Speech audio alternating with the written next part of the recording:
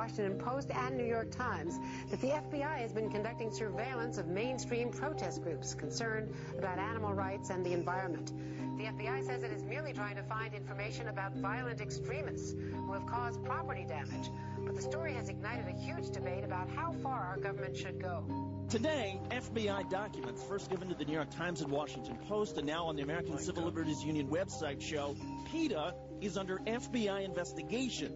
The documents offer no proof the group is a subversive threat or has been involved in any illegal activities, but the files show federal agents have been tracking PETA for years. Agents wrote, PETA is suspected of providing material support and resources to known domestic terrorist organizations such as the Animal Liberation Front. I think certainly the FBI should know the difference between a terrorist and somebody handing out a vegetarian starter kit or somebody protesting naked in a cage on a sidewalk. I think that's just a ruse, and it needs to stop. They are targeting people because of the content of their speech and their conduct in opposing these billion-dollar industries that make profits off of exploiting animals. We're a threat to anybody and everybody that exploits animals. Do you really believe that the FBI draws a complete distinction between PETA as an organization and an entirely separate organization of ALF? It seems like they think there's a common thread that not only do you support them, but there's belief that you're a front for some of these more radical organizations.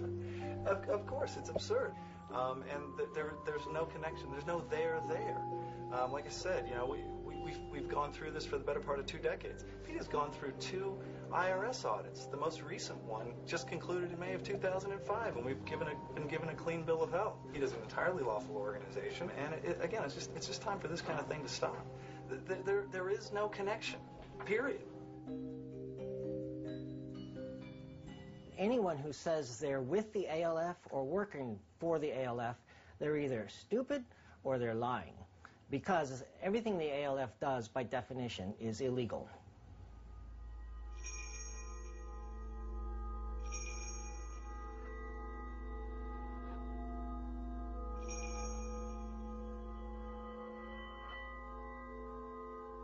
The ALF has launched a number of activities, burning houses down, trashing labs, stealing animals, destroying instruments. I did get a phone call in 2 o'clock in the morning stating that they knew that I walked to work every day and that they knew that I left at a certain time and that I took the same route every day. It was pretty upsetting for the family to have me threatened that way. The ALF broke into the University of Pennsylvania, and within hours, the videotape was in the hands of PETA. So there's some close networking there, evidently. Ingrid Newkirk was implicated in various ALF activities. She was never convicted, but she was a person of interest. Ingrid has gone on record saying she does not condemn the actions of the ALF, and if she had more guts, she would light a match herself. If they aren't involved in the activity, they sure are very vocal cheerleaders. I really applaud the Animal Liberation Front every time it has gone into a laboratory and brought animals out. I would to this day cheer if anybody destroyed some place in which animals were being hurt and tormented. What the FBI always said was PETA by day, ALF by night. Where there's smoke, there's fire. But you'd be a fool to go around admitting you've done something illegal. I've probably known people in the ALF. If I know people in the ALF, I'd never say. The last thing I'd want is for them to be caught. More power to them. But that doesn't mean that PETA does what the ALF does. In fact, PETA doesn't. PETA has chosen a much different way to go. But far be it from me to criticize anything they're doing. I have more than my work cut out for me to criticize what people are doing to animals, which is far greater a crime than any crime that the ALF may commit.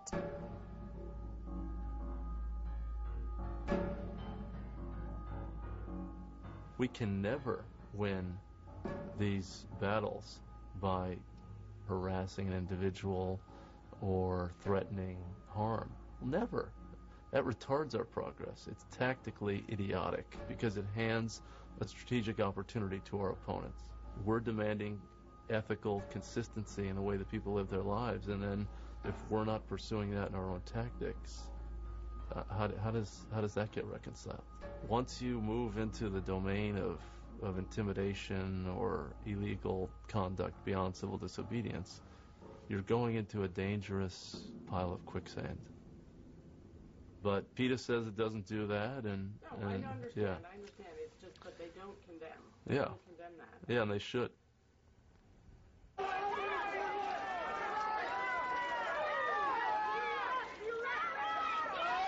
Well, it might have started with only a typewriter and a phone, but 25 years later, it is known as one of the most controversial animal rights groups on the planet. From going head-to-head with some of the biggest celebrities to staging contentious demonstrations, one thing is clear, PETA's never backed down in its 25 years. Can I get a few words for a vegan radio show that I do? Well, we're here at the PETA, Gateway 25. Yes, we are. We're coming right off the red carpet here. And why do you support PETA? Because I love animals.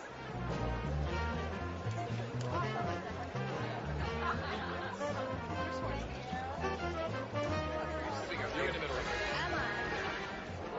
Which one are you? A corn among the roses. Bruce is very, very excited. Your KFC video is just the #1 watched video. They just met on the other side over there. Oh, good. Yeah. Is it all okay? Pardon me? Is it all We're all okay? set. We're starting. Okay, goody. All right. Okay, everyone, here we go.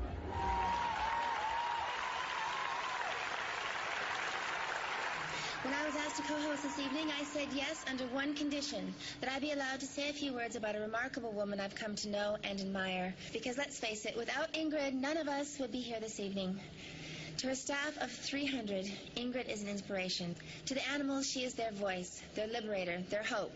Ingrid, for us, and on behalf of all animals who have been saved, and all the animals who, thanks to PETA, will never know an abusive hand, thank you. Ladies and gentlemen, Ingrid Newkirk.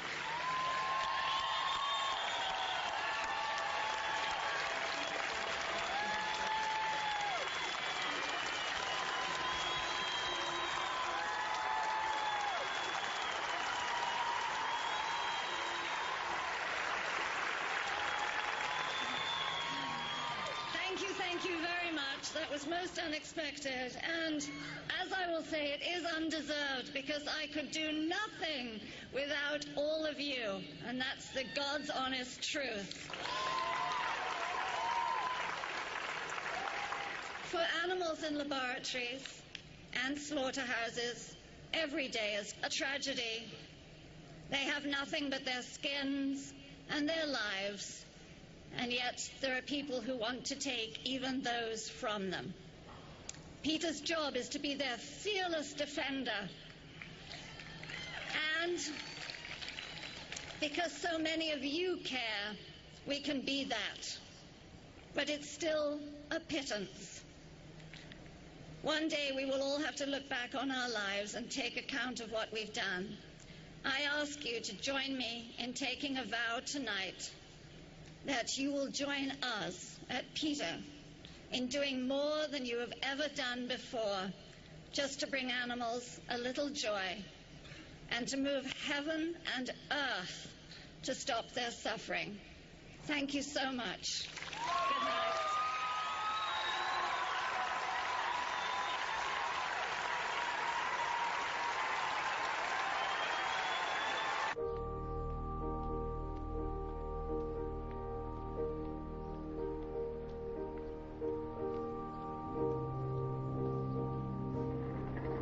I like this, Jay, following this truck. Those animals are just crammed so tightly in those cages.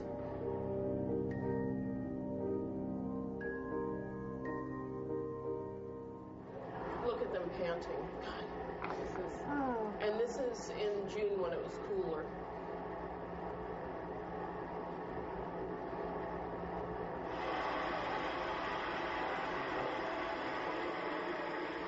What are we seeing now? And these workers... Just the floor covered with their feathers and...